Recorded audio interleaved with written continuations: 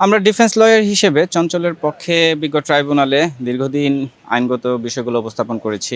আজকে চঞ্চলের রায়ে স্বভাবতই আমরা অসন্তুষ্ট, কারণ 19শে জুলাই 2024 তারিখে রামপুরা থানা সংলগ্ন আশেপাশে এরিয়াতে জি এবং এইচ ব্লকে ঘটে যাওয়া ঘটনার প্রেক্ষাপটে বিজ্ঞ ট্রাইব্যুনালে একটি কমপ্লেন রেজিস্টার মূলে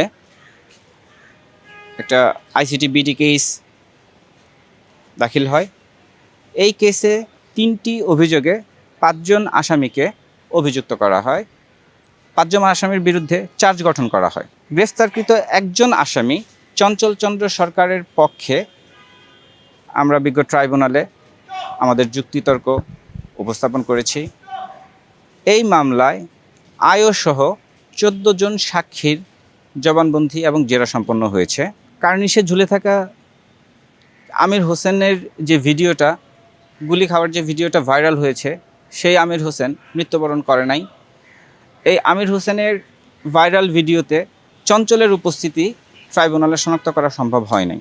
যেহেতু একটা এক্সট্রা জুডিশিয়াল কনফেশন দাবি করে চঞ্চলের কাছ থেকে নেওয়া স্বীকারোক্তি এবং সার্বিক বিষয় ট্রাইব্যুনাল বিবেচনা করে আমাদের দেওয়া আর্গুমেন্ট, যেটা আয়ো কর্তৃক উপস্থাপিত দলিল দস্তাবেজে চঞ্চলের সিডিআর, কল ডিটেল রেকর্ড, তার সিসি এবং তার নামে কোনো অস্ত্র ইস্যু না থাকা সত্ত্বেও চঞ্চলকে যে শাস্তি দেওয়া হয়েছে তাতে আমরা সংক্ষুব্ধ। এই আদেশের বিরুদ্ধে আমরা অ্যাপিলেট ডিভিশনে আপিল ফাইল করব।